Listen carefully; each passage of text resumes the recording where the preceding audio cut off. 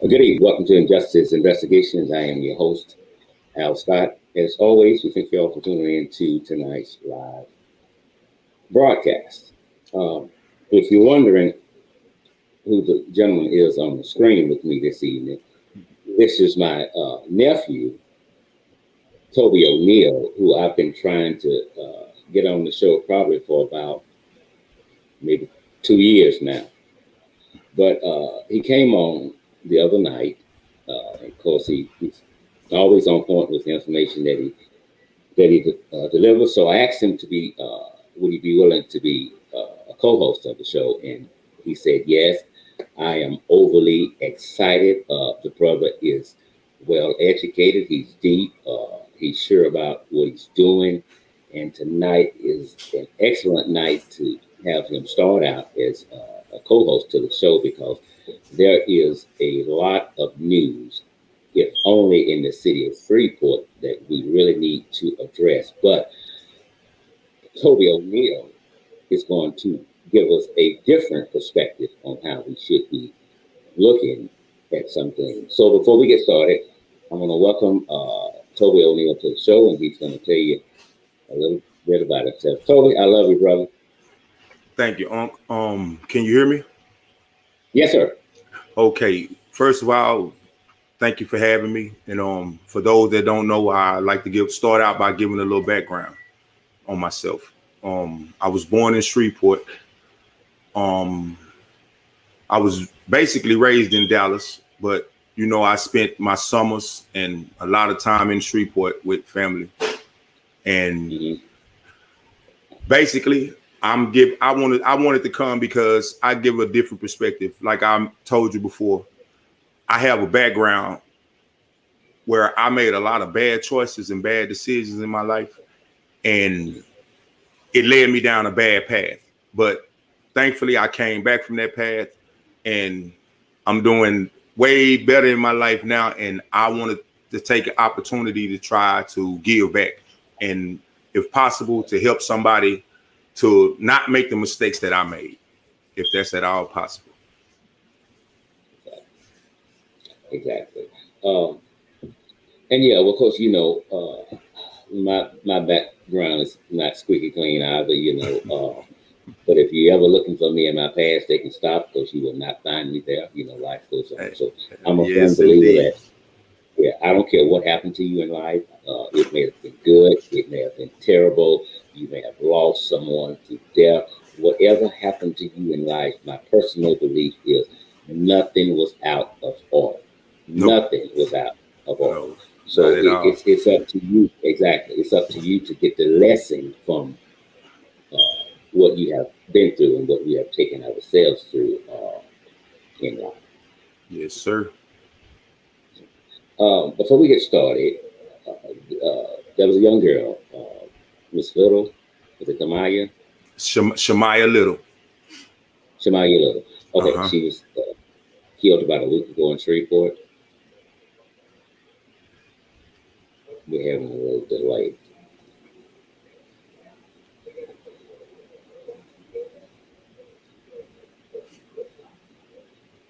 Okay, can you hear me now, Toby? Yes, sir. I can hear you. Okay. So the funeral is going to be when? The funeral is going to be tomorrow at 12 p.m. at the Booker T. Washington High School auditorium, and that's at 2104 Milam, I think. Okay. So for those of you who are not familiar with the case, I'm going to let Toby tell you as much as he knows about the case, and then we'll go from there. She was killed, right? Yes, sir. She was allegedly killed and dumped behind a business. And as far as what the community knows right now, or as far as what the family knows right now, she left home with a male friend of hers, and allegedly when they got to a park, I think it was the Doug Williams Park. When they got to the park, allegedly somebody approached them with a gun and took their cell phones at gunpoint. At some point during that, the guy she was with ran off. And he later flagged down police, you know what I'm saying, and made police aware of what was going on. But they couldn't find her that day. And a couple of days later, they found her behind a business, not too far from the Doug Williams Park. Okay, there's some terrible audio. There's some terrible audio. Let me see if I can. Switch us over without cutting us off.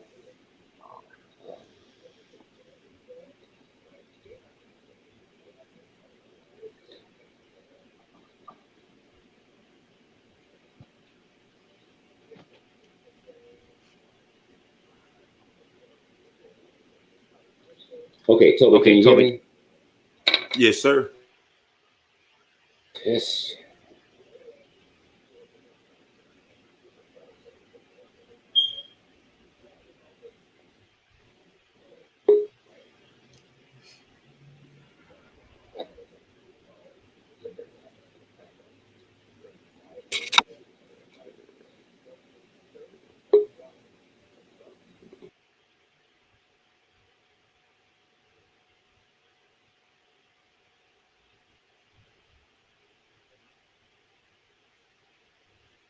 Okay, Toby.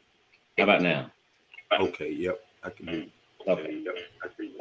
Okay. I was asking you about It's echo. the case with Miss Little. Uh-huh.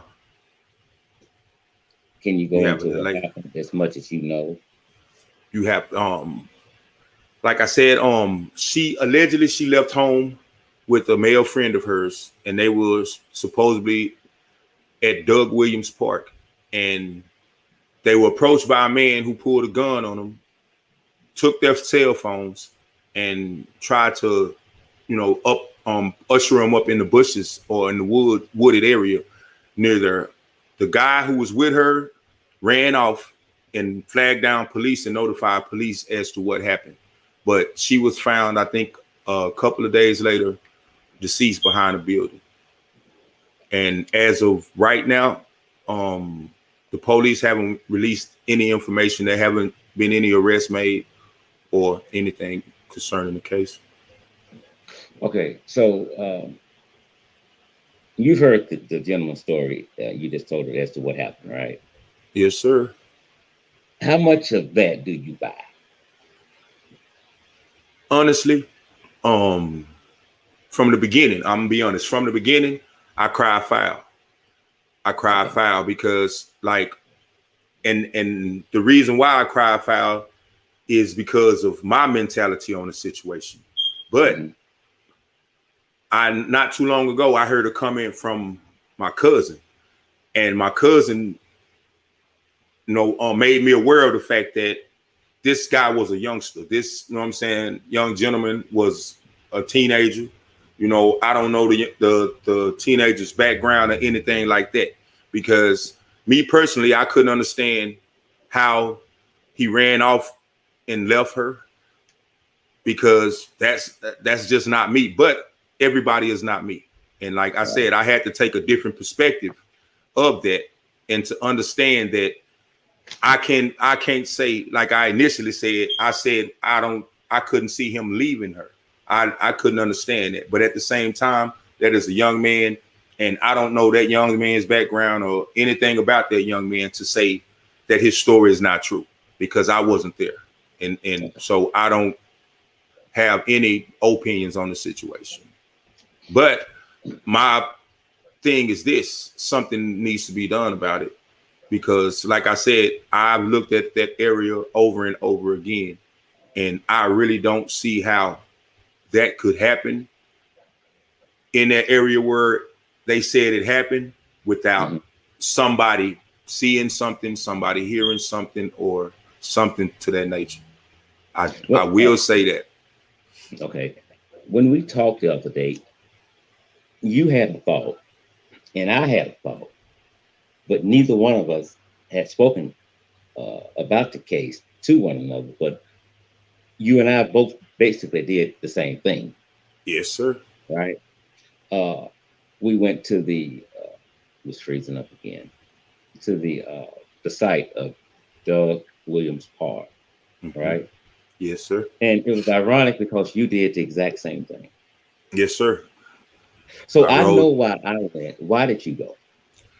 Because from the start, the story didn't make sense to me. And just like I said, that's because I look at it from a different perspective based on my background and my upbringing. I look at it from that perspective, and it would have never dawned on me that, from my perspective, that should have happened. So it didn't make sense to me initially. So I tried to make it make sense.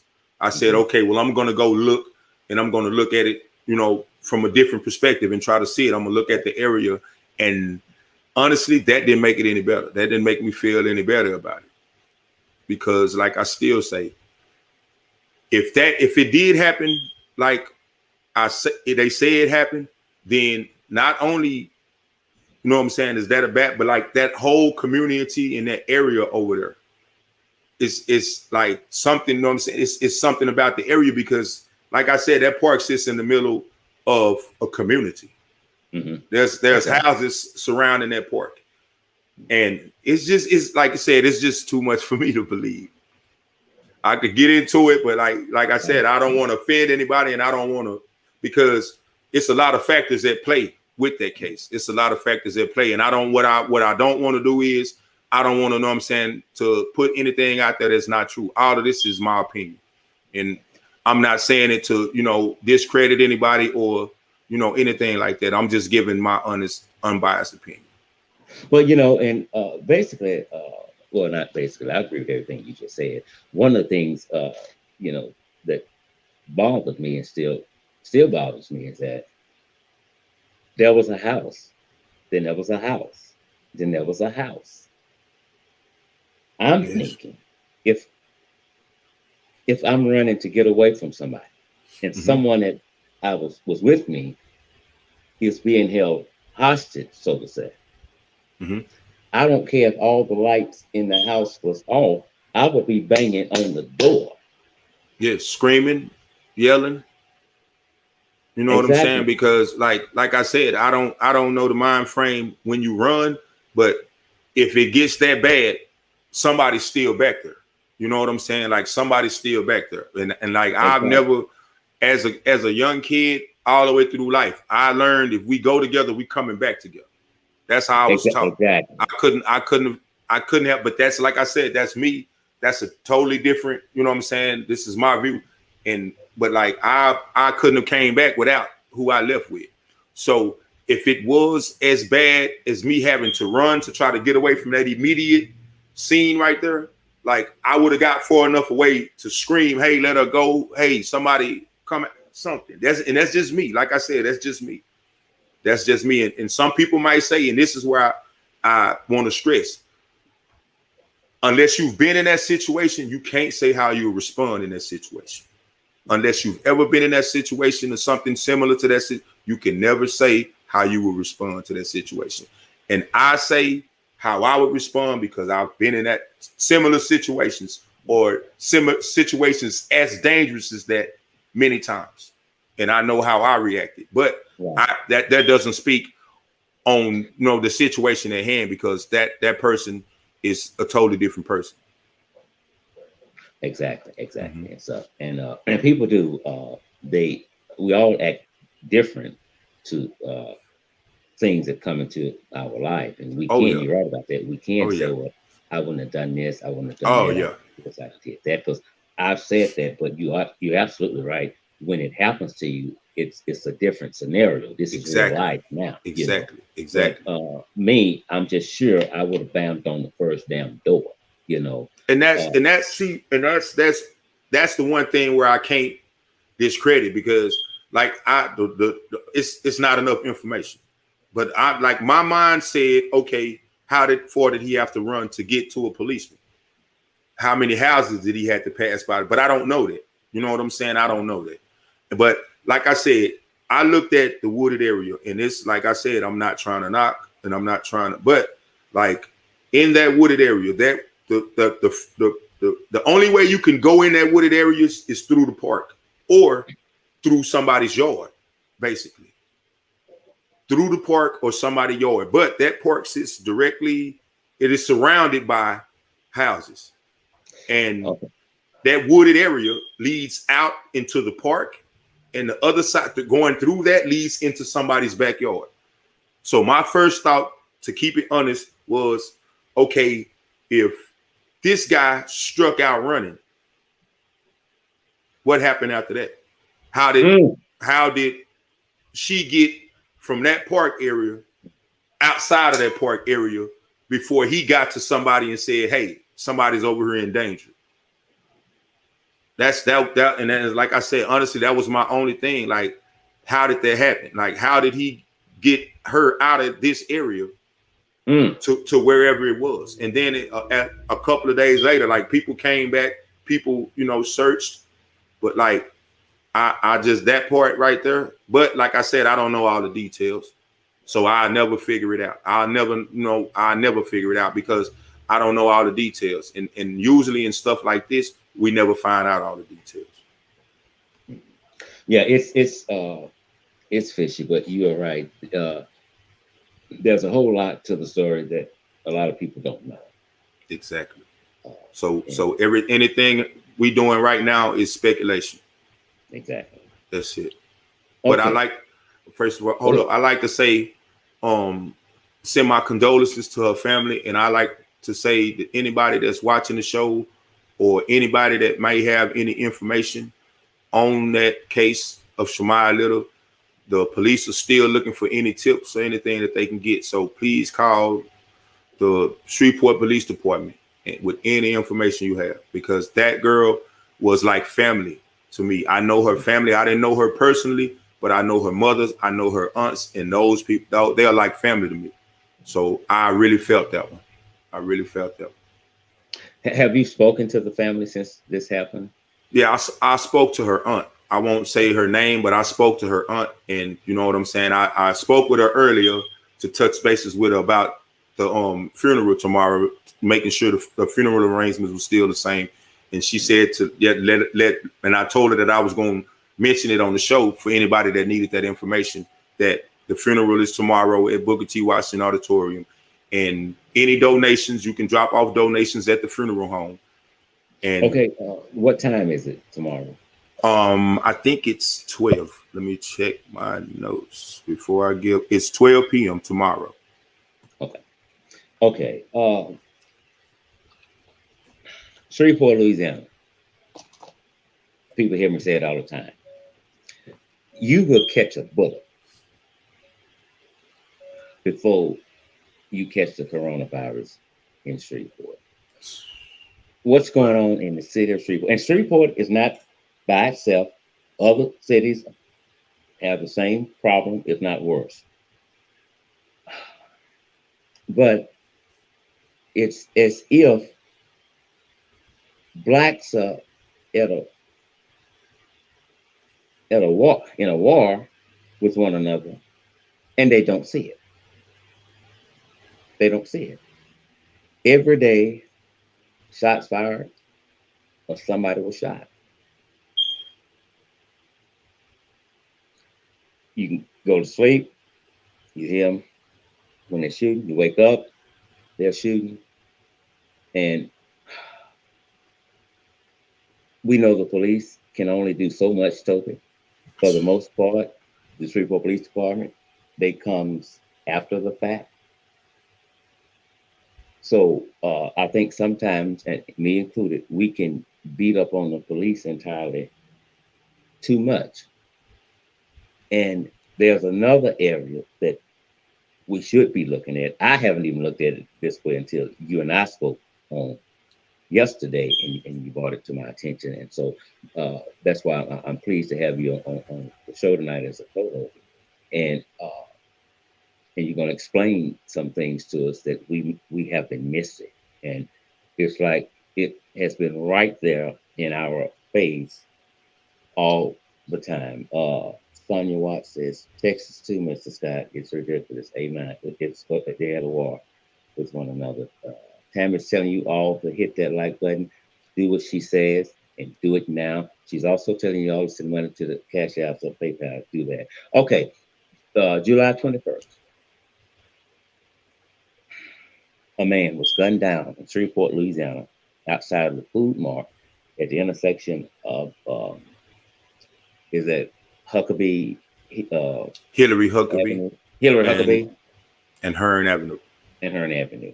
Okay, when since you went more into details in how it happened, because I didn't know that until she told me, it just blew me. There's a gentleman gets out of the vehicle and he's going in a direction of a certain individual. And he shoots this individual, who is later pronounced dead. Now, it has to be something wrong mentally, or it's just that damn bad that you would do this in broad daylight at an open business that had customers in there. There's a church right across the street, and I think they was having a meeting or something in there then. So when I look at it, I'm like, well, we can almost consider this a hit, because I don't think it's not a fact. I just don't think it was by coincidence that that individual was there at the store when the other one was. Well, So I'll go ahead. go ahead. Well, I'll No, go say ahead. this. I didn't mean to interrupt you, but I will say this. For consequences and repercussions. And I don't know that guy personally. I don't know the situation. You know what I'm saying? Personally, I wasn't personally involved in that situation, but I will say, rarely does that type of stuff happen by chance. Rarely. Every now and then you have the guy going up in Walmart shooting up people. You know what I'm saying? Random stuff. You know what I'm saying? Random stuff. But stuff like that situation that happened right there, that doesn't sound random. It does. That doesn't sound random. And here's some of what the police said is that they were called to the scene where one man had been shot multiple times in the upper body and sustained life-threatening injuries. And we now know that that individual, 32-year-old Patrick Goines, would later be pronounced deceased.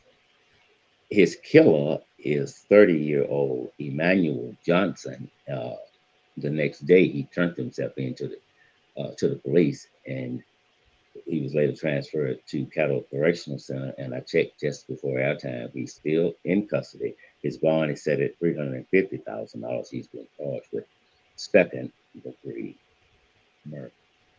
And so Cynthia and I went by the site yesterday, and I haven't uploaded the pictures. I'm gonna do them after the show. And they had the memorial set up for him, and it was an eerie feeling, you know. And I looked down, and I saw money on the ground, and then somebody put out a vase, and people have been putting money in that, and I think that's a wonderful thing to do. But I think it's time that we look at this in a different perspective to see what it is that we're missing, because it doesn't look like it's going to die down anytime soon. So with all the shootings and the killings that's going on, Toby, you said we have to look at both sides. And I'm particularly interested in when you said how we should look at the perks part that we don't really look at, because all we know is this individual killed someone, right? Yeah, that's it. So, That's all we ever know. That's all we ever know. We know they do the perk walk or whatever. You know what I'm saying? That person goes to jail. And just like I said, for good reason. People like, oh, he killed somebody, he should go to jail. He should go to jail forever. The family feels the same way. But he has a family too. He's a person too. You know what I'm saying? And regardless of how we choose to look at it, if we're going to look at the root of the problem, no, the root of the problem is the perpetrator and what's going on with the perpetrator. And just like I said, in these situations like this, when these situations happen, we are quick to say senseless, meaning some foolish act that made no sense at all. But it made sense to him. It made sense to him. And like, no matter how you try to watch it or go around it, it made sense. And it makes sense to a lot of other people. Because, like we'll mention later, statistics show that this year alone, Shreveport is on path to break the all-time number of murders in 1 year. The current record is like 76. And as of right now, we on record to go over 80 for this year. This is going to be a record number year for homicides. So a lot of people felt the need to pick up a gun and take a life. And they like you said, he turned himself in the next day. Mm-hmm. So think about that. I'd walk up to a convenience store, a public convenience store, broad daylight, 10 or so in the morning, when it was probably packed, cameras around and everything.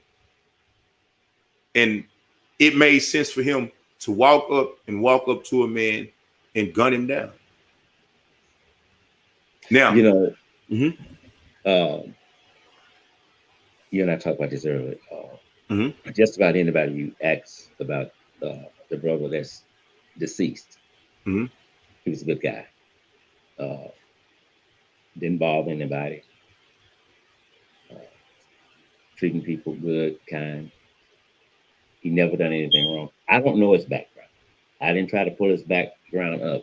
And I'm not saying this is him, but I'm just going to throw a scenario out here that you and I discussed earlier today. The public sees an individual that they've been encountering with a lot of times as he's a good guy. That's a good woman. He does this, he does that, he give you this, he give you that. He don't bother anybody. He don't mess with anybody. But now, when we say he don't bother anyone, he don't mess with anyone. You said something had to be going on. I'll say this. I'll use this as an example. In my time, you know what I'm saying, out in the streets doing bad, I've given over 14 years to either being in the penitentiary or to the parole board. And during those 14 years, it's somebody somewhere.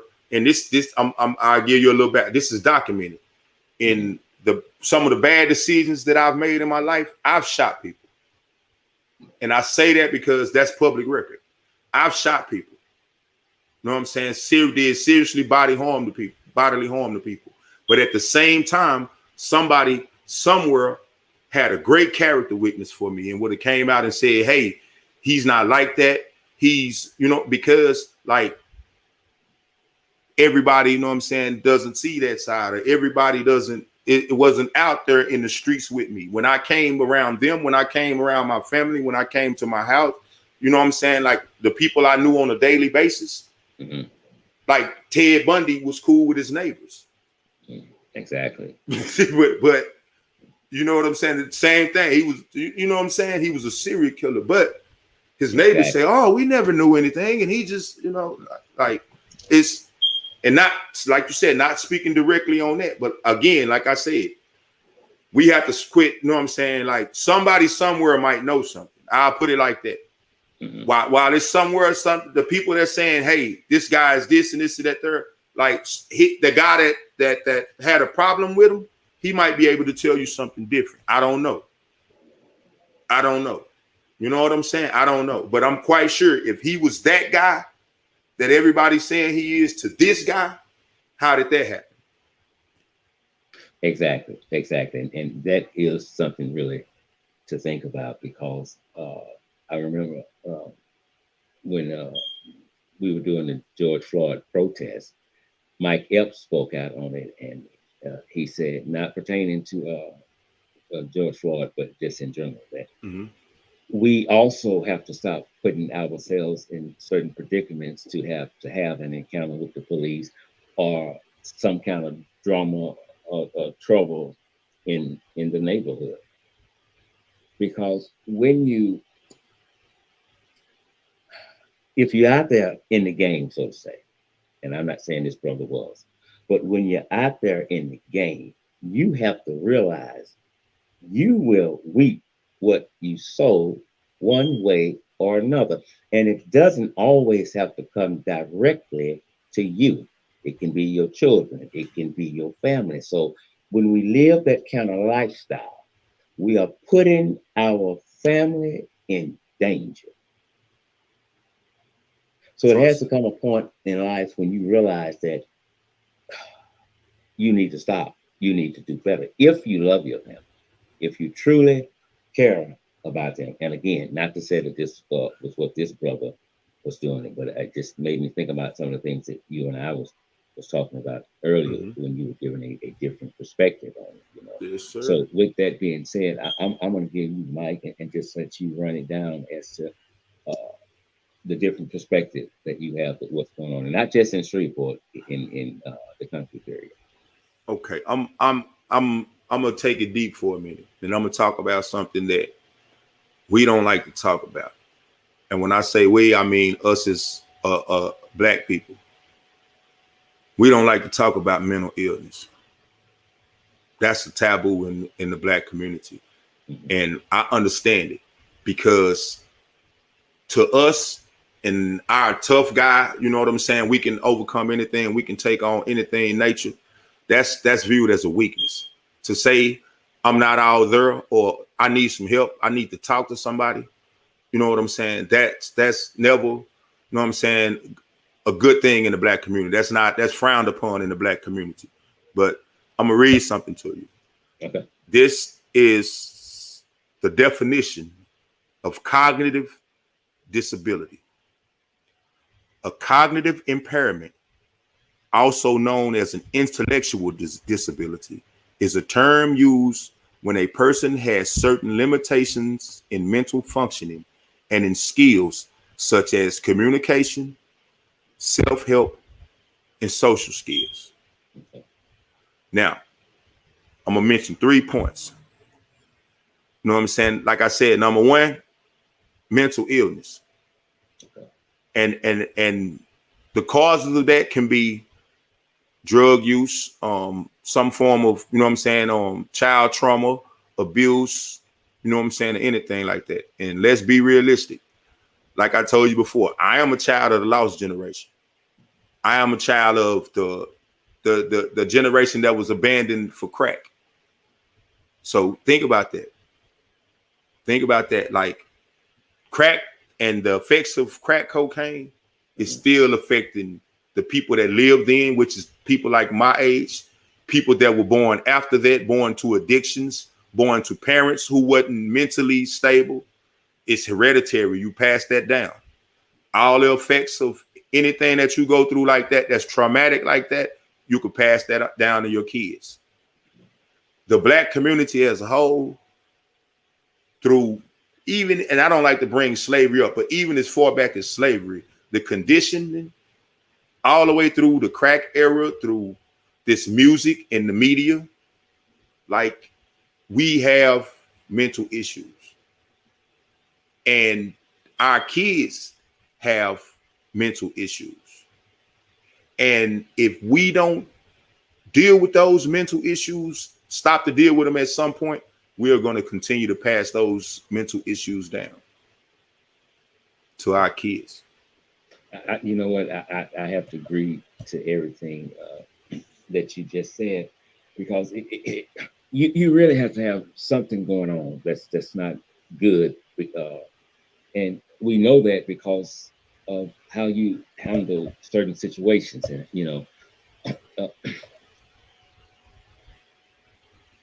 we don't always get to choose what our consequences will be when we have grown somewhat.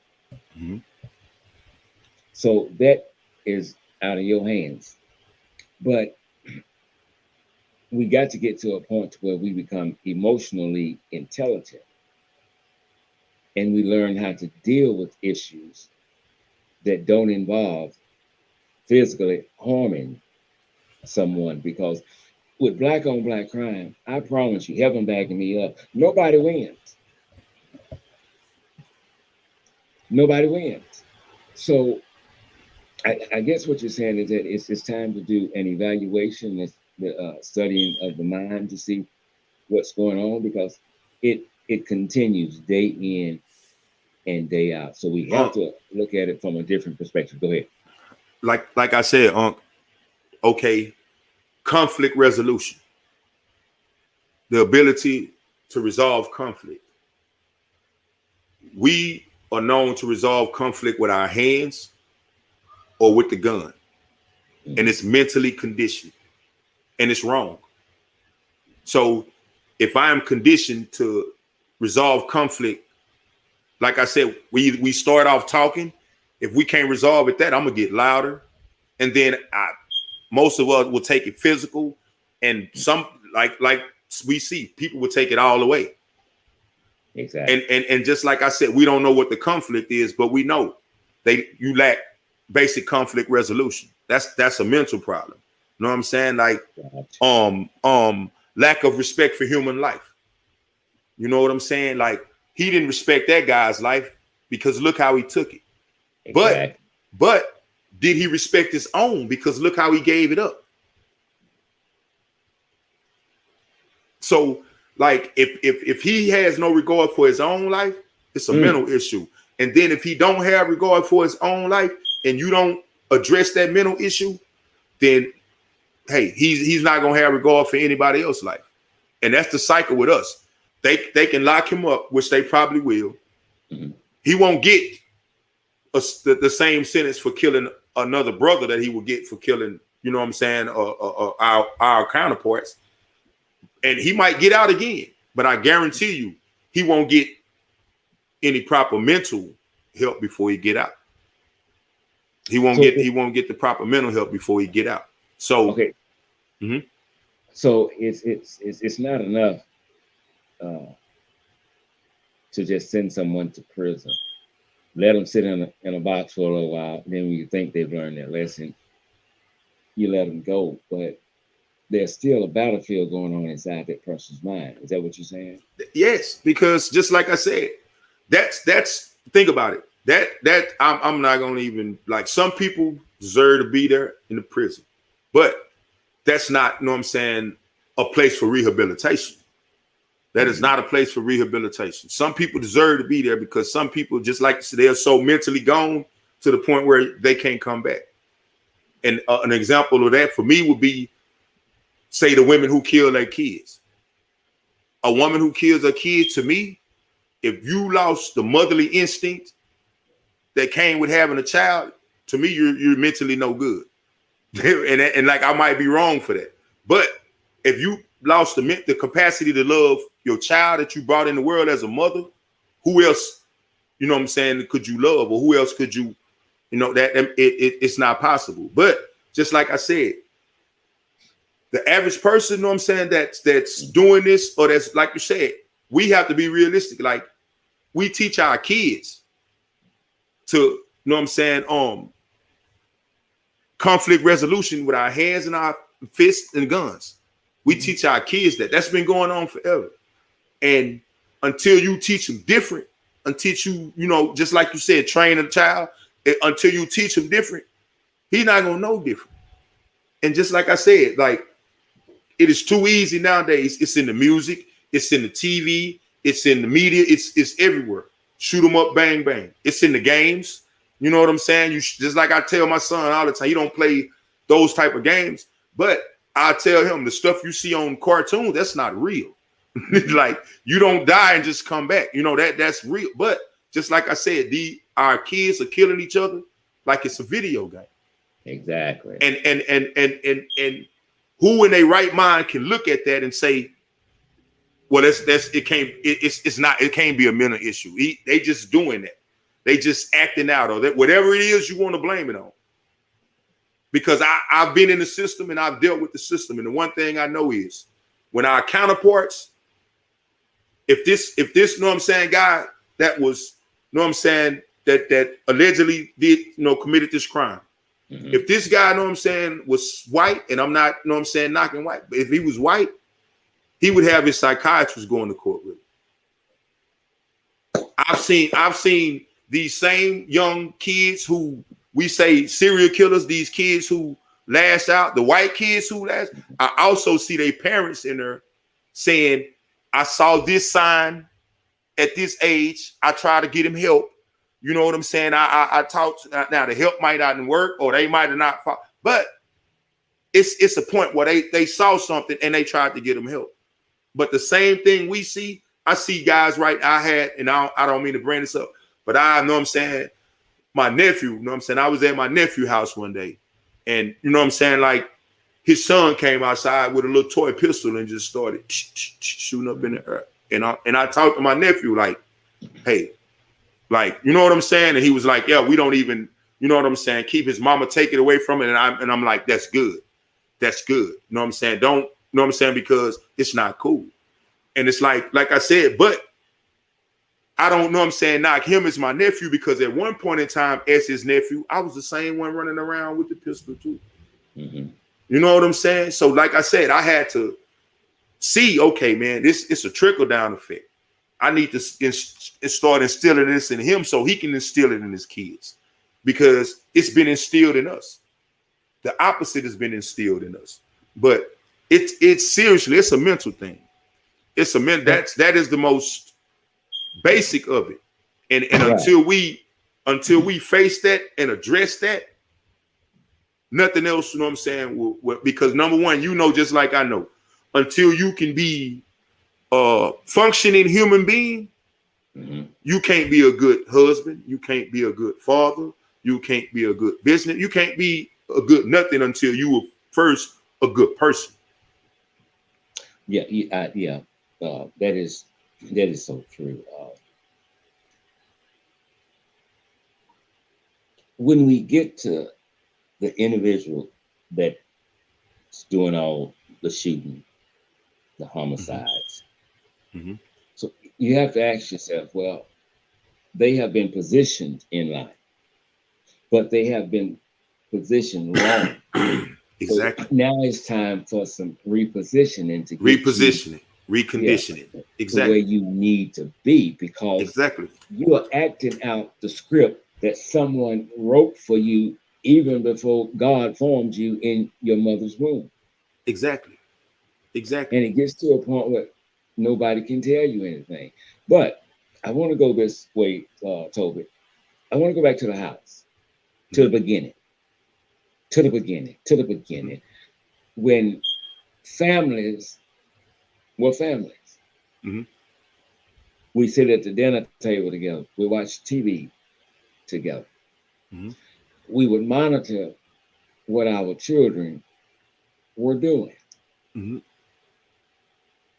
Today, it's like, well, that's just going out the damn window. And I bring this up because no one ever goes back to, well, who's that person living with?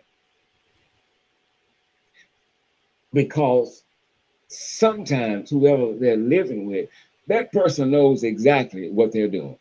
Exactly. They know. Exactly. But they will cover up for them. They will lie for them.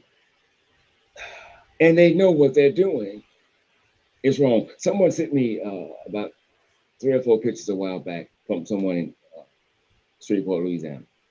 Told it must have been about 200 guns in that house. Mm-hmm. I'm talking AK-47, the serious stuff. But you're not going to use an AK-47 to shoot somebody in the damn knee. No. So sometimes I think, especially with parents, we know what's going on. That person might be in the dope game, your child, but that dope money is not only giving him a wonderful life. If you keep your mouth shut, you're going to have a wonderful life. So what I'm saying is that I'm going to kick you down this.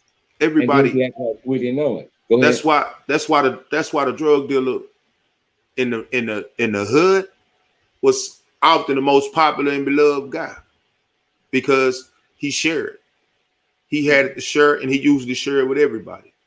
So just like I said, I was mentioning, you know what I'm saying, something similar. They had a story that, you know what I'm saying, that was in the paper that I read.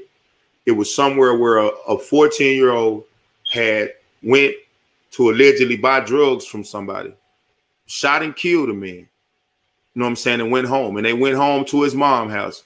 And they found like 3 or 4 guns in there. They found guns and they found money and some drugs. And I cracked a joke.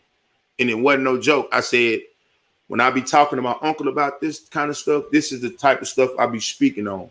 Because we'll never say it, but I would bet, just on my lifestyle and on my perspective, I would bet that after he robbed that guy and killed that guy and went home, he gave his mom a few dollars and probably smoked some weed with her, just to keep it real. Come on. And that's just like, we don't know what I'm saying, publicize that, but I don't know too many people back then that, you know what I'm saying, just like me. You know, you had a very few people that told me, hey man, you need to stop that, man. You know what I'm saying? You know, that selling drugs, you know what I'm saying, is gonna get you locked up, man, or you know, that's gonna bring you to this, or that's gonna open you up to this. You know what I'm saying? And like that's people that's close to me. You know what I'm saying? That I felt like was close to me. That's women I felt like cared about me, and look, like nobody hardly ever said, hey, you need to stop that, because they would benefit. And just like you said, in a poor community where you know what I'm saying, like the crack era, when crack came, that was like a blessing to so many people, even though it was a curse to others. No, it was a blessing to so many people, and still to this day, understand this. Every time somebody jumps out and shoots somewhere, he got to run somewhere. He got to run somewhere.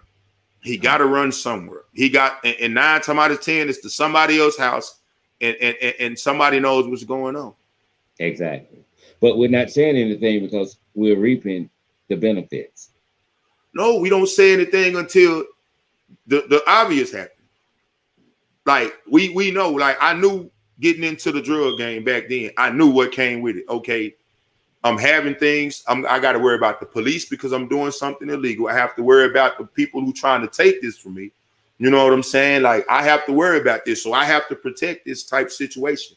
And just like you said, I have to know that even if I'm at my mom's house, if my ops or my competitors or my opposition or the guys I'm into it, if they see me with my mom, who's to say we're gonna wait right now because he's around his mom? We're not gonna get him right now. No, that's not how it happens. You know what I'm saying? Your lifestyle affects everybody you come in contact with. Everybody. And just like I said, on a simple level, I watch who I even ride to the store with, because I could ride to the store with somebody and jump out and get into a whole different situation based on him that I have nothing to do with. And that's life. So like you said, we can say it, but we know, you know what I'm saying? I know, you know what I'm saying? If I got a little cousin, or, you know what I'm saying, my brother sell a little weed on the side, you know what I'm saying? I know this. I know he putting his life in danger. If I care about him, I'm going to tell him, hey man, you don't need to be doing that. It's not worth it, man. Do you see all the stuff that's happening these days? You know what I'm saying? Like that's a hook into the negativity. And that one hook into the negativity could pull you in. And once you get pulled in, like you said, it'll drown you. Exactly. It'll drown you. I have seen people get murdered over $10 bags of weed. So when people say, I don't know why it happened, like I don't either, but I know it could have been something trivial. I know this because, like we said, we're dealing with people that's got mental issues, lack of conflict resolution skills, lack of respect for life. So when you're dealing with that kind of person, think about it. It wouldn't take much, depending on how far that person is gone. It wouldn't take much to make that person do something to you or do something to, you know, somebody close to you to get to you. Exactly. So we have to get to a point where we stop lying to ourselves and the neighbor and the media. We didn't know this, we didn't know that. A lot of times, whoever they're living with, they know exactly what's going on, but they will protect theirs until the end of time. But when it's vice versa, you're begging people to come forward and tell what they know. That's it. And that's like I said, that is the downfall of it. Like I said before, we, you know what I'm saying, when the police come and it's something else, we don't know nothing. But as soon as, you know what I'm saying, the shoe is on, we have to wear those shoes, then we right front and center in front of the camera with the news saying somebody saw something. Somebody need to say something. Everybody needs to say something. Seriously. Comments, Sonia Watts says, hurt people. I totally agree with that. And I want to add something else, because I had to go through that before. And I'm going to say this. I had to dead that thought right there. I had to dead that thought. I gave myself that crush before. But you know what made me dead that thought? Because a child molester in the penitentiary told me the same thing. I was molested, so I molest people too. I said that is foul. Because if you hurt somebody hurt you like that, you know better, and you would never want to hurt somebody like that in your life. So we can't take that crutch. I can't take the crutch to say, since I was hurt, I hurt people. No. No, I hurt people because, like I said, I was conditioned and I was trained, but I made a choice to do that. I wasn't making a choice under my right mind. I wasn't, you know what I'm saying? Like that's true in what she's saying. And just like you said, a person that is too hurt, like she's probably saying, a person that is too hurt don't care. You know what I'm saying? A person that is too far gone don't care. So yes, that person do, but you know what I'm saying? Just like you said, that's got to be a person that's far gone. And just like I said, that person needs more help than the next person. Exactly. Because if they don't get it, then you and I and everybody on the live feed knows that it's going to continue to happen. So, I don't have all the answers. You don't have all the answers, but no. I think a lot of what we've been doing to try to address this, I think heaven would back me up on this. It's not working. Mm-hmm. Mm-hmm. So if it's not working, it's super stupid to keep addressing it in that way, in that form. But tonight, I'm hoping a lot of people are really listening to what you're saying and not just listening to respond, but listening to hear what you're saying, because a lot of this deals with mental issues. Yes. And we'll say this person is a great person. That person is good. They don't bother anybody. But let me ask you this, Toby. They say that they don't do anything. But if they're off into criminal activities such as drugs, well, isn't that doing wrong to somebody? Yes, it is. And just like I said, I didn't know what I'm saying, agree. My reasoning for selling crack, you know what I'm saying, when they said it was bad was, I'm not holding no gun to nobody's head making them buy this from me. That's how I justified it. But I couldn't, know what I'm saying, justify the destruction I seen it causing. I couldn't, know what I'm saying, justify seeing a person that, you know what I'm saying, probably had a family job, took care of their kids, you know what I'm saying, and everything, lose all of that, lose their health, you know what I'm saying, and lose their self behind something I'm selling them. I couldn't deny that. No matter how I tried to justify it, like, I ain't making nobody buy this for me. If people buy it on their own, if I got it, they gonna buy it. But at the same time, just like I said, that me selling her that, like, I've taken food stamps from people for crack when I knew those food stamps was to feed their kids, and I didn't care, because in my mind, somebody gonna take them. If I don't take them, somebody else gonna take them. Or if I'm just saying, we justify it. It's easy to justify it, you know what I'm saying, in the midst, but it's wrong. Just like I said, just because we can mentally, and however we look at it, just because we can justify it, don't make it right. We still have to acknowledge the fact that it's wrong and its consequences behind it. And as long as we don't acknowledge it, like you said, we'll continue to make it. We can keep blaming the police. They're saying they're not doing enough. We can keep blaming the politicians. We can blame the people who put the drugs in the hood. We can keep on doing it, but we've been doing that since then, and it's not accomplished anything. Like we said, we're about to break a record this year in the homicide rate, so it's not working. It's not. But just like I said, we don't have all the answers, but I feel like if we are willing to talk about the stuff, and like I said, I speak on it because I come from that. You know what I'm saying? I am one of these kids that's running around here now that was lost. I got lucky and found myself. You know what I'm saying? Thank God. You know what I'm saying? And a few good people that were in my life that helped me to focus. You know what I'm saying? And find myself.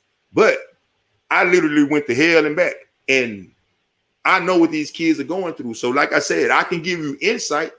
I can talk. I don't know each individual person, but I can give you a general insight. And if we can, as adults, start talking about that and hopefully get a group of like-minded people who feel like, oh, well, that might be, let's check it out. Then we can talk about it. We can try to, you know what I'm saying, work together to figure out a way to attack it. Because it something has to be done. Right. Let me ask you this. Tell me if you agree with this statement. Most people have been doing wrong for so long. They now think the wrong they do is right. And that's true. But is that not a mental issue? Is that not a prime example of a mental issue? Hallelujah. I'm just saying. And that is true. I say that all the time. I say some people lie so much till they believe their own lies. And you can't tell them it's different. They really, but like, think about it. Conditioning. Exactly. Conditioning. That is a mental issue. That is a mental issue. Right. And with that being said, you can even look at it as if this has to be a generational curse. And it is. If that be the case, somebody has to break it, Toby. Exactly. And like I said, for me and mine's, like, I was what I considered the bad apple. So, like I said, in order for it to change, it's got to be me. It's got to be me. That was the whole purpose for me changing my life. You know what I'm saying? Settling down, focusing, going to college, graduating from college. Because think about it. When I tell these youngsters, or I talk to these youngsters and try to tell them, those that know me from that life, they say, man, you did this and you did that. Yeah, man, I could do it. Like, and it means something. It means something because I was one of you guys. I am one of you guys. You know, if we don't wake up and start telling the truth and living the truth, then things are only going to get worse in the Black community. I mean, that's just a fact, you know. So we can sit here and lie and say so-and-so didn't do anything wrong. If they was involved in any kind of criminal activity, they were hurting someone somewhere along the way. So we have to face reality that this person we know is a crook, a drug dealer, a killer, or whatever. But we wait so long for the government to come in and fix us. The government is not going to fix us. First of all, it's not the government's problem. We have to be the ones to fix us. And I think that starts with men like you, that you've been through some things. You've taken yourself through some things. And you know the inside, the internal side of what's going on. Dr.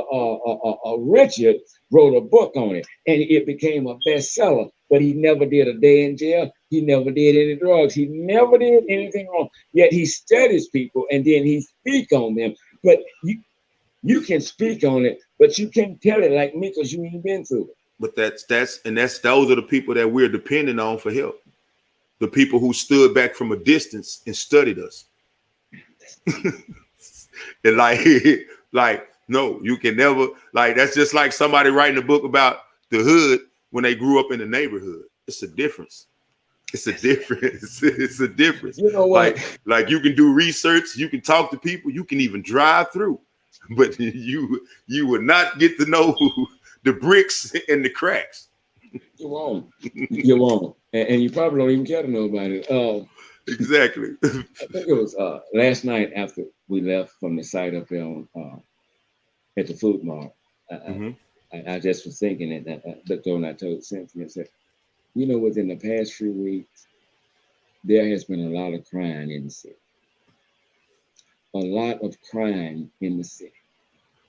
And I chose tonight's title because I was in a conversation with one of our leaders in Shreveport, whom I deeply respect. And we talked about when our loved one has been killed. Mm-hmm. You're going to hear a lot of screams. But the worst scream, the most painful scream, is that first scream.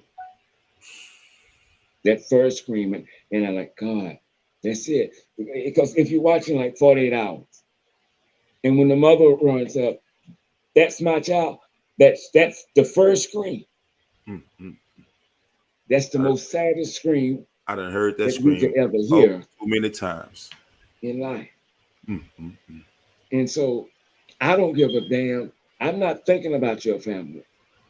I don't give a damn about me. So I'm gunning for the one who pissed me off or thought he got over me. I ain't no punk bitch nigga. You ain't gonna disrespect me like that. No.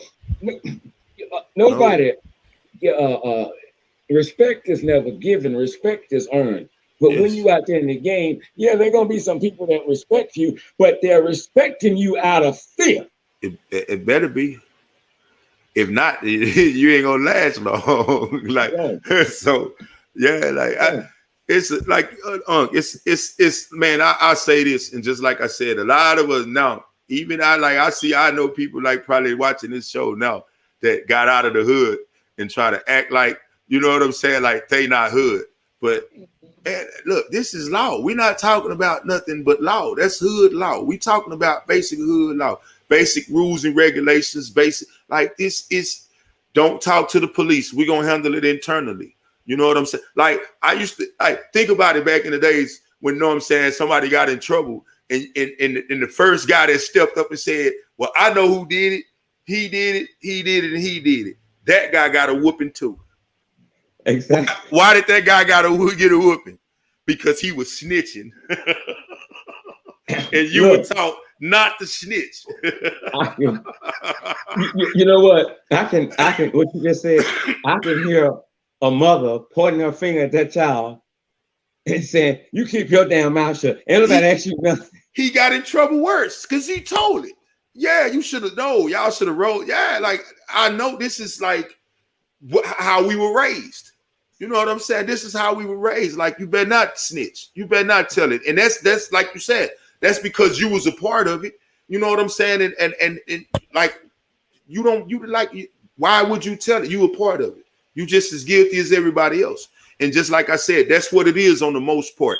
Because if I'm doing something illegal and you know it, you know what I'm saying? And just like I said, people that get slick with it, people that say, I'm doing kind of bad right now. Cause you know what I'm saying? Could you loan me some money?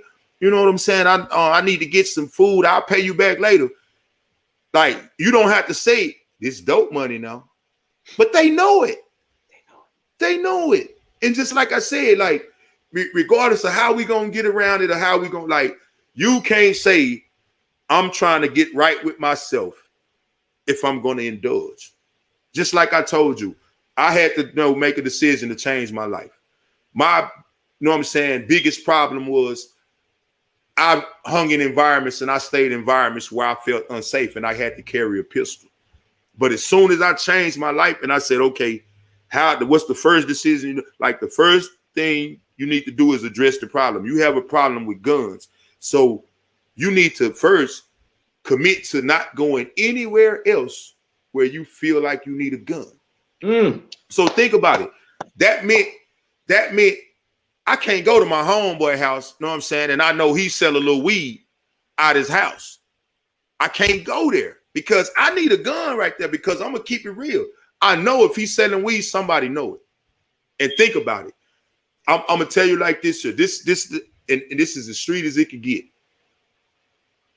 If you can walk around the streets looking like a snack, or you can walk around the streets looking like a meal, looking like you have money, brings those type of problems because there are hungry people out here. There are starving people out here that will wait until you make your paycheck, go cash it, and they will hit you in your head and take it. They have no qualms about that. So if they will hit that man in his head that's going to work to make, if they will hit him in his head to take their paycheck, they would try you with that weed. Because I'm gonna tell you something that every jack boy know. You can't call the police and say, hey man, they took my weed. Hey man, they took my crack. So they would try you. They would try you. They and then and to keep it real, we know drug-related murders. If I throw a sack or two down at the scene, they probably won't even investigate it when I take your drugs and kill you because it's drug-related. If I throw a few sacks of weed down at the scene and a few dollars, oh, it was drug-related. They usually don't even, you know what I'm saying, like, put no effort into those cases. So, like, it is what it is, and we got to face that. And you know, we have to get back to parenting. We have to get back to family, and we need people like you and others. When they speak, people listen.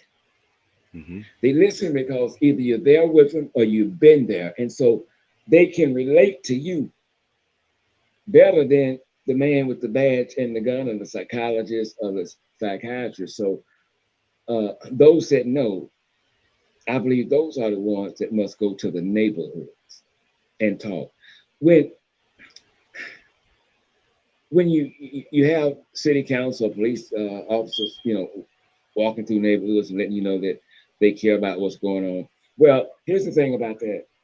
That's not comfortable because when I see your badge and I see your gun, I'm always in fear, especially if I've done something wrong. I know you're a cop. Come to my neighborhood in a t-shirt and a pair of damn jeans and meet me where I'm at. If you come there and I'm sitting there smoking a blunt, don't worry about that shit. Don't worry about the handcuffs.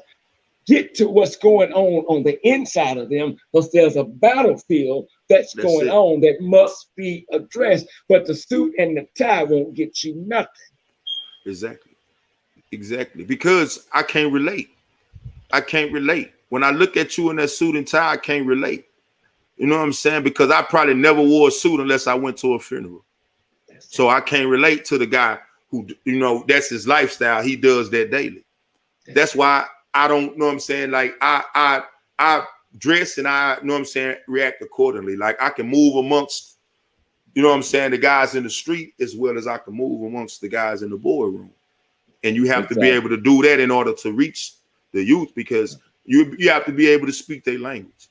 That's it. And it's a totally different language. Right. When we're looking at, if we're talking about public figures in the city, Shreveport, Bossier, anywhere, you have to be an individual that is approachable.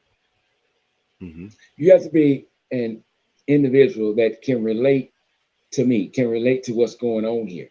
If you can't, me sitting here talking to you, it's like giving a whale a tic tac. Nothing's going to happen. And we got to send the right people in. I'm gonna give you this. I'm gonna give you this. To the average black man, especially young black man, when you approach him, his first look, his first view of you is he a threat? That is the first view. Is he a threat? That's it. Now, most people say, okay, he's not a threat, and they calm down. But to the majority of young black men, after you go from not being a threat, it goes to, can I take some from him? Is he prey? So just like I said, that alone, you know what I'm saying? It's just like, you know, in our times in doing time in the penitentiary, you have to walk in with a certain look or a certain way you carry yourself. And if not, you will be preyed upon. You know what I'm saying? And it's like, it's the same thing, you know what I'm saying, with, like you said, these people that the guy that they can't relate to. You know what I'm saying? And just like I said, they coming from a position of authority. The suit, the everything, the way you carry yourself, everything, you coming from a position of authority. And who amongst us like authority? Exactly. Or respects authority. Exactly, you know. So as well as approaching it in a different perspective, which you have laid out tonight, and that was excellent.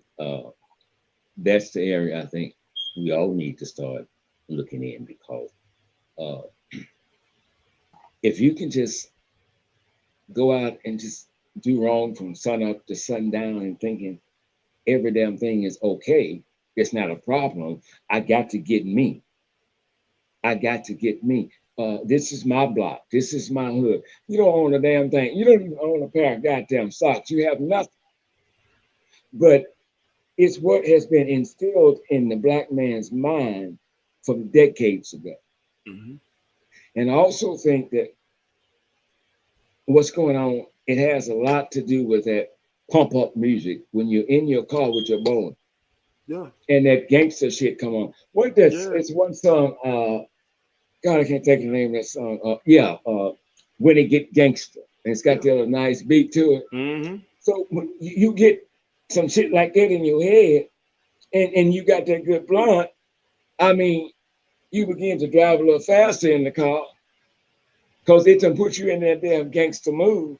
Mm-hmm. And then you think about jacking somebody, or you think about who tried to punk you, who owed you something. Well, then all hell is going to break loose. And we have that I don't give a damn attitude. And we don't give a damn until we are faced with the consequences. You had the ability to decide how to respond to an issue, but you do not have the ability to say what your punishment will be. That's not up to you. Whether And so, it's alcohol, whether it's blunts, whether it's potpourri, you know what I'm saying, that they smoking nowadays, or it's the pills they popping, whatever it is, it's liquid courage or it's artificial courage. And just like I said, under the influence, I'm gonna give you this. When they, you know what I'm saying, think on a whole different level. If you are under the influence of drugs, you're not able to give your consent. So that means you mentally incapacitated. exactly. It's still mental. It's still mental. It's still mental. And just like you said, until you address the mental, you know what I'm saying, you're just scratching the surface. That's it, because and I say it often, if I don't value my life, then you know damn well I don't value the next man's life. I can kill you at the drop of a dime in front of 10 people and go to McDonald's and get something to eat like I haven't done a damn thing. I don't give a damn. And just like I said, once the high come down, then it's a different ball game. Just like I said, I'm back in my right mind. You know what I'm saying? But then it's too late.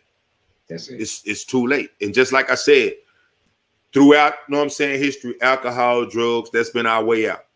That's been our primary way out. And just like I said, it causes all the mental. When we, you know what I'm saying, get drunk, the courage pumps up. Or when we get high, the courage pumps. Everything that we've been holding in, it comes out. We get the courage, you know what I'm saying? And it's like, it's a mental. It's a mental. And just like I said. Right. Even when we're getting into our vehicles, a lot of blacks put it that way, get in and they immediately turn on the radio. They want to hear the music. Mm-hmm. Sometimes we should get in the vehicle, don't play nothing. Listen to that inner man talk to you. But when you are scared of what that inner man is going to say, you don't want to listen. You don't want to hear it. So we just put up the constant bass of the boom, boom, boom. But we got to get to a place where we have a meeting with our own selves to find out what the hell is going on. How come I can't get it together? You'll never get it together if you don't see that nothing is really wrong for you, and you just blame what's going on with you for Ronnie, Bobby, Ricky, and Mike, but you never blame your damn self. That's it. That's it. I like to say it, and like I don't know what I'm saying. I use this example, but I use example as a man. Like a lot of women say, well, he can't deal with me. You know what I'm saying? And like he can't deal with you. Like he shouldn't be able to do. He shouldn't have to deal with you. You know what I'm saying? Like you should deal with yourself. You know what I'm saying? To put yourself in a better situation for your own sake. Like he can't deal with me or he can't handle me. Like no, that's you know what I'm saying? Like you feeling like, okay, I am who I am. So people have to accept that, and people, no, not really. Like if you have negative characteristics or you have negative qualities, you should want to work on those. You should want to try to figure out how to better yourself. You know what I'm saying? Because Just like I said, I got a son. I try to better myself daily because I know he watching. You know what I'm saying? And I know he's influenced. I have nephews and, you know, I have nieces. So I have to be conscious of everything I do, everything I say, every move I make, because somebody watching and that person may be looking up to me as like, I admire him. I'm going to, you know, follow in his footsteps. So, you know what I'm saying? Like, we have to be cognizant of that. We have to, because when we have a family, we have to take care of that family. We have to be their heaven on earth, their lifeline. When it's a assignment in school that says, write about the person you most admire. If it's not anybody in your family, then something's wrong. Something wrong. And that's an embarrassment to the mother and the father when the child did not see either one as someone that was doing the right thing, that they admired, they looked up to because of what they have been doing. Michael Jackson, well, that's good. He was a good singer. That should be an embarrassment. That should be an embarrassment, you know, to yourself. But yeah, if we don't speak out, who will? No, just like you said, like we have to get in our kids' business. It's time to start getting in our kids' business. Like, and even like I said, even our mates, like as women, as women, I have watched women allow a child molester to come up in their house and didn't know he was a child molester. You know what I'm saying? Like, I have watched, you know, men get out of the penitentiary. You know what I'm saying? And like move in with a woman fresh out of the penitentiary. Like, I have seen this, and like, you don't know his background. You don't know anything about, you know what I'm saying? Like, we have to start knowing. We have to start, you know what I'm saying, demanding to know. You know what I'm saying? Because like, I don't, man, like, it's just so much stuff going on. Back to Shemaya. You know what I'm saying? Like, I don't know, but then think about it. As of right now, my daughters will never leave the house, or my nieces would never leave the house with a little guy friend. And mama, can I go to the park? Daddy, can I go to the park? No, just because of that situation. You know what I'm saying? And like, and everybody should feel like that. Like, everybody should be like, oh shit, I got to be a tad bit more cautious, because you know what I'm saying? And think about this. Based on that story right there, there is somebody running around here snatching young teenage black girls at gunpoint. Think about that. Based on that story, somebody is with a boy. Somebody will walk up to you on the street, pull a gun on you, and take your girlfriend or take your daughter, or like, this is that type of world. So anybody that's having any contact, any part of it, man, look, you can't come to my house if I don't know your background. You can't come to my house if I don't know your background. If I know your background and you come to my house and you bring somebody else, you can't come back. Like, it's serious, because this is where my family is. This is like, you know what I'm saying, where I'm comfortable. This is like, exactly. It's got to change. Yeah, it has to. And by the time the woman finds out who is really in her bed, a lot of damage probably has already been done to the child. It's too late, huh? You know, it's too late. So when you keep picking Mr. Wrong, well, we know one damn thing about your picking is wrong. So if your picking is wrong, then you need to go and you too have a meeting with yourself and find out why you keep picking the wrong men. And then after every bad relationship, all men are the same. They ain't no damn good. No, you just have a mental problem with not knowing how to pick the right one. That's you. And you're letting off some kind of energy to the one that's going to do your ass wrong. Blame yourself. Thank you. And to throw something out here that's going to, you know what I'm saying, mess a lot of people up, but I want to do this because I want to make people think. Why nobody ever stopped the family pedophile from coming to the family functions? He always show up. Everybody whisper and they know what he do. You know what I'm saying? They know that, but we're going to keep, I'm going to watch my baby and I'm going to keep. No, that's acceptance. That's And just it. like I said, that's just another, you know what I'm saying, scenario where like we accept and we keep it amongst ourselves and we downplay it, and you know what I'm saying, we don't want to talk about it out loud. But like I said, on this show here, if you keep giving me the opportunity, we gonna talk about it. We're gonna talk about all the stuff that they talking about behind closed doors and they don't want to address out in public, because it's time to have a public discussion, because other people out here feel like we feel. Other people out here feel like, okay, it's time to try something different. You know, other people feel like we have to. I need to, you and others that really care, need to sit down, because I'm gonna be honest with you, probably the ones that I would like to have watched this video or would like for them to watch, they won't. They're not. That's the ones that we're really trying to get to. So we have to find a way to get some of them together without fear of being arrested or something going wrong. We just want to talk. Exactly. I just want to know what the hell is going on. I just want to know something you said earlier. Why do you feel like you cannot leave your house without a gun? Exactly. Something's wrong. Why do you feel? Who are you hanging with? What the hell are you doing out there? And that's it. That's it. Like I said, it gets deeper. It gets deeper. What somebody's job? How are you hurt to the point where you have to be hurt in order to be out here, you know what I'm saying, willing to hurt somebody? How were you hurt? How was it addressed? You know what I'm saying? When you told somebody, did they listen? Okay, I'm here to listen. Like we have to start having those conversations. And I know a lot of people, you know what I'm saying, that still want to have those conversations. But those conversations are needed. And so we're not just about talk. We're going to get it together, and we're going to meet them on their level, you know. Oh yeah. If you sit down with them on the damn long sofa, you're not going to get the truth. You're not going to get it. No.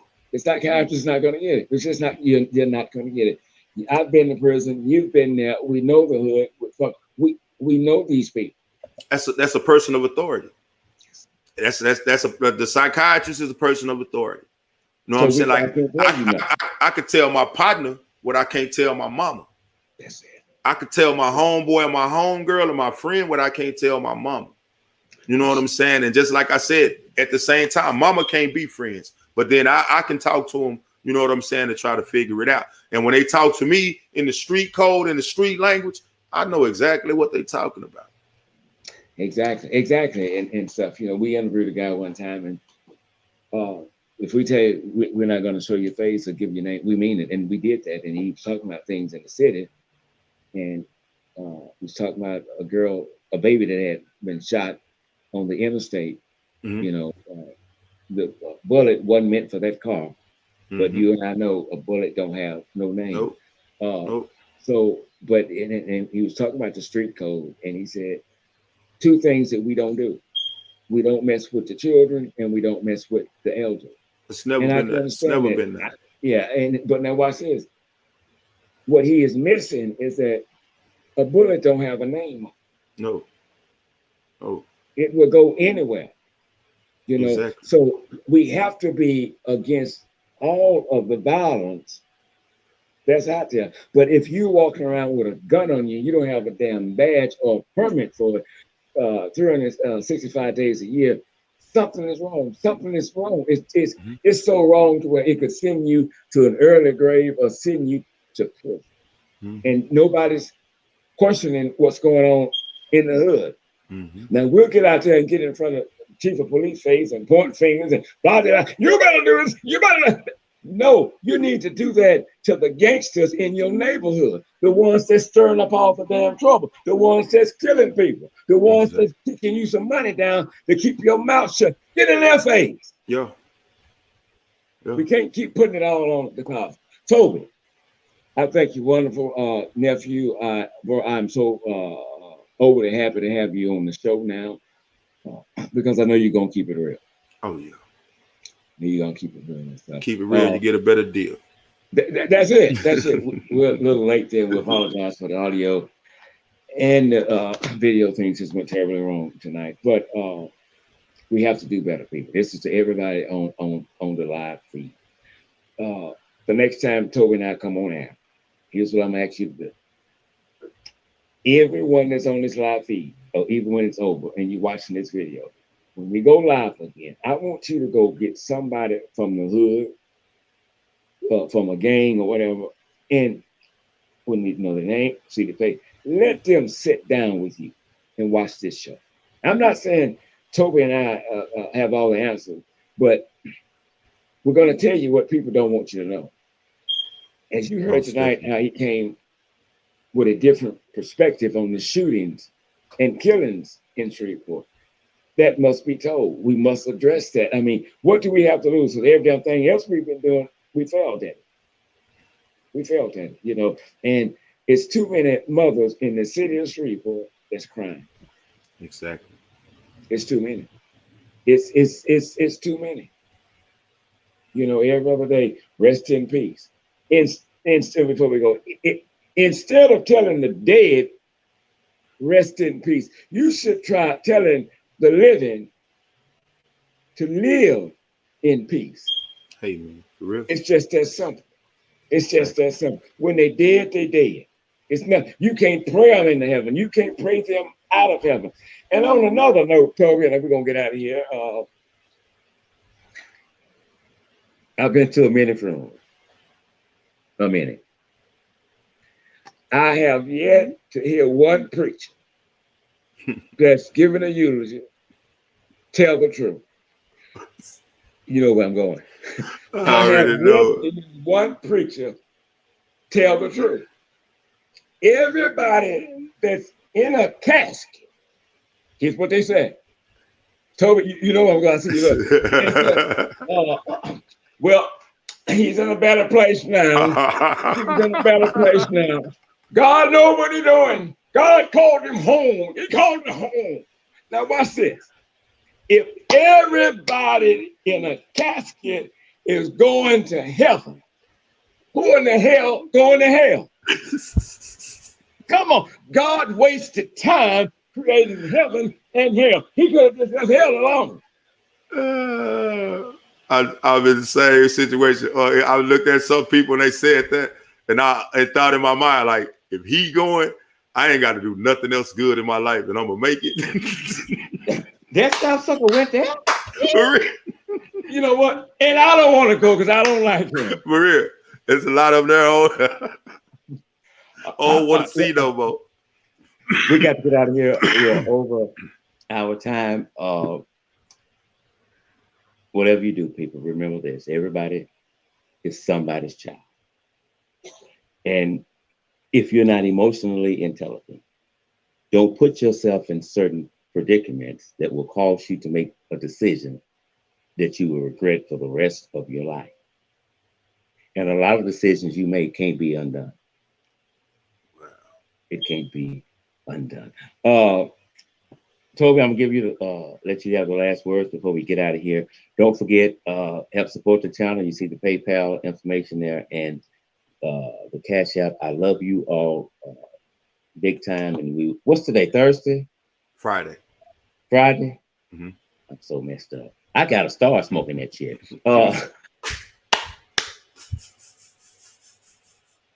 We'll be back Tuesday, be it the Lord willing, unless there's a breaking news story. But look to see Toby and I out a lot more in Shreveport, Louisiana. Next week you'll get his extension number, and when you have information, you can also share it with Toby. Toby, you have the last words, and we out. I just want everybody to know that as I'm here to help, I'm here to educate, I'm here to build. I want to make my city a better place. And I'm going to do everything within my power to do that. And anybody that feels the same way, we welcome you. We welcome you. Let's talk. Let's work. And thank y'all for having me. Y'all have a good night. Toby, talk to you in a bit, brother. Love you. All right. Love you too.